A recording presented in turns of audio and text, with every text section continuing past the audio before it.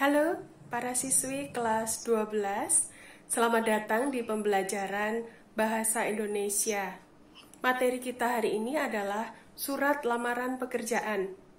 Setelah ini, Ibu akan memberikan penjelasan mengenai materi surat lamaran pekerjaan.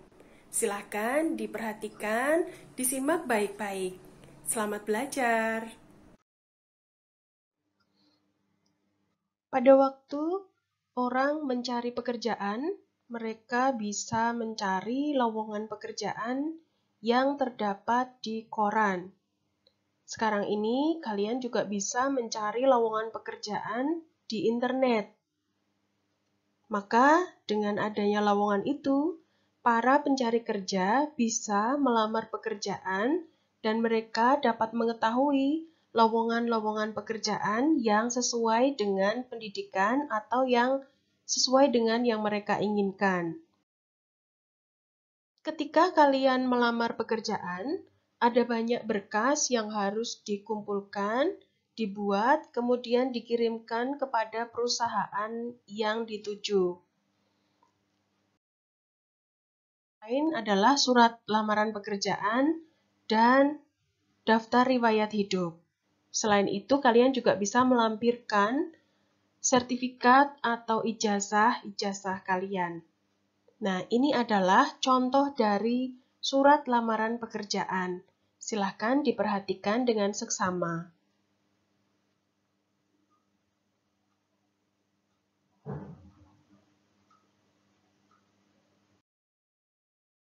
Ini adalah contoh dari daftar riwayat hidup yang dilampirkan bersama dengan surat lamaran pekerjaan tadi.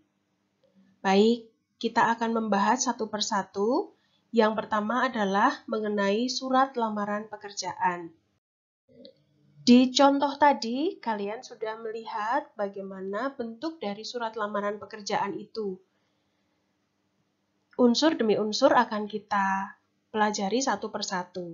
Dari atas ya. Baik, tadi di awal kalian melihat di bagian surat lamaran pekerjaan itu ada bagian perihal, lampiran, dan tanggal. Kita bahas satu persatu.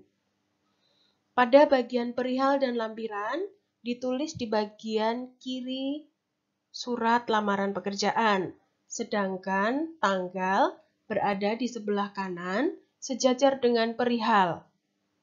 Untuk penulisan perihal dan lampiran, kalian bisa mengawalinya dengan huruf kapital. Pada bagian perihal, kalian menuliskan frasa. Jadi, di situ tertulis perihal titik 2 lamaran pekerjaan. Nah, lamaran pekerjaan ini berupa frasa. Jadi, minimal 2 kata. Sedangkan bagian lampiran, di situ tertulis 4 lembar.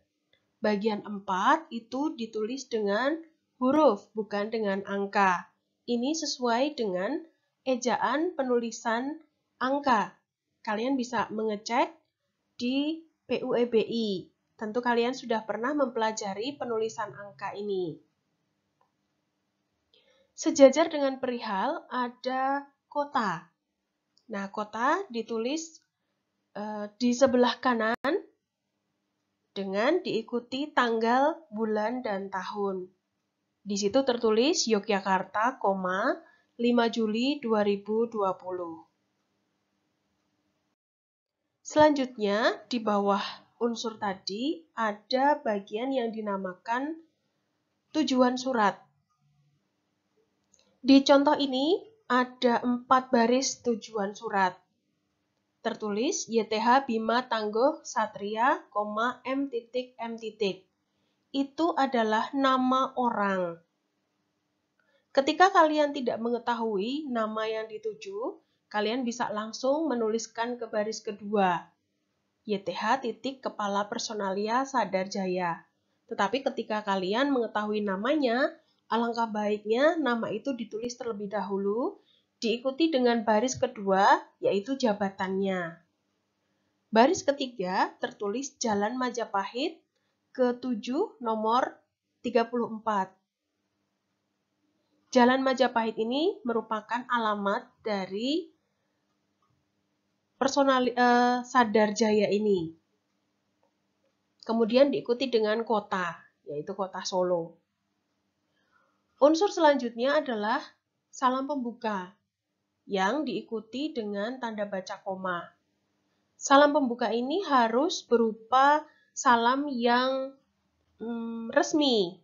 Jadi, yang dipilih sebagai salam pembuka yang resmi adalah dengan hormat yang diikuti dengan tanda baca koma.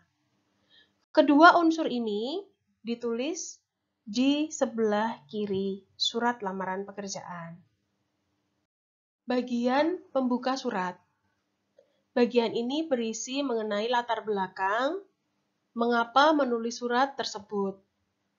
Mungkin bisa disampaikan identitas singkat yang berupa nama lengkap, tanggal lahir, dan alamat. Mengapa awalan kata nama, tempat, dan alamat tidak kapital? Karena kalimat terakhir, yaitu dari berikut saya sampaikan identitas singkat saya, itu belum selesai. Maka, pada akhir kata Solo di bagian alamat itu, tertulis tanda baca titik. Bagian inti surat yang kedua yaitu isi. Di sini ada apa yang disertakan di dalam surat lamaran pekerjaan itu. Ada 1 lembar daftar riwayat hidup, kemudian 1 lembar fotokopi ijazah terakhir, 1 lembar fotokopi KTP, dan ada 3 lembar pas foto ukuran 4x6.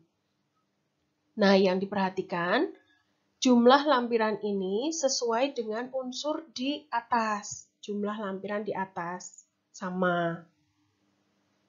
Kemudian bagian penutup berisi mengenai ucapan terima kasih kepada pihak yang dituju dan bisa kalian menyampaikan permohonan maaf apabila ada kesalahan. Unsur selanjutnya adalah salam penutup yang resmi dan diikuti dengan tanda baca koma. Kemudian, pada bagian akhir adalah nama lengkap yang disertai gelar. Jangan lupa, kalian harus membubuhkan tanda tangan kalian asli pada surat lamaran tersebut. Tadi sudah melihat daftar riwayat hidup. Ada 5 bagian di bagian daftar riwayat hidup ini. Bagian A adalah identitas diri yang merupakan hal-hal yang berupa informasi pribadi. Nama lengkap, nama panggilan, tempat tanggal lahir. Mungkin kalian bisa menyertakan hobi, kemudian nama ayah, nama ibu, kemudian makanan kesukaan. Mengapa ini harus dicantumkan? Karena ketika kalian melamar pekerjaan, perusahaan yang ingin menerima kalian tentu ingin menerima pegawai yang memiliki bakat yang baik, yang banyak. Tidak hanya memiliki kualifikasi pekerjaan. Bisa jadi ketika sebuah perusahaan itu mengadakan lomba dengan perusahaan lain, tentu membutuhkan pegawai juga yang bisa untuk diikutkan dalam lomba itu, menyanyi, berolahraga, seperti itu. Jadi, hobi bisa kalian cantumkan di bagian identitas diri. Bagian B, daftar riwayat pendidikan. Ini silahkan ditulis riwayat pendidikan yang kalian tempuh. Semisal kalian ada kepindahan ketika sekolah dasar, silahkan ditulis dua-duanya. Jadi dari SD sampai pendidikan terakhir yang kalian tempuh. Sertakan juga tahun masuk sampai tahun lulus. Bagian C adalah riwayat pekerjaan. Di bagian ini, kalian menuliskan pernah bekerja di mana, kemudian sampaikan juga tahun masuk dan tahun berakhirnya pekerjaan tersebut ketika kalian tidak lagi bekerja di situ. Ketika kalian belum pernah, silakan tetap ditulis bagian C riwayat pekerjaan, kemudian nomor 1 dan 2 itu dihilangkan, diganti dengan tanda strip. Ini menandakan bahwa kalian tidak lupa mencantumkan riwayat pekerjaan dan pihak perusahaan mengerti bahwa kalian adalah fresh graduate atau belum pernah bekerja sama sekali. Bagian D adalah penghargaan yang pernah diraih. Pada bagian ini, silahkan menuliskan penghargaan-penghargaan yang pernah kalian raih, apapun penghargaan itu. Mungkin tidak berhubungan dengan pekerjaan yang akan kalian geluti, tetapi berhubungan dengan hobi kalian. Bagian E adalah kegiatan yang pernah diikuti. Ini juga kegiatan-kegiatan yang pernah kalian ikuti, kemudian mencantumkan penyelenggara dan tahunnya.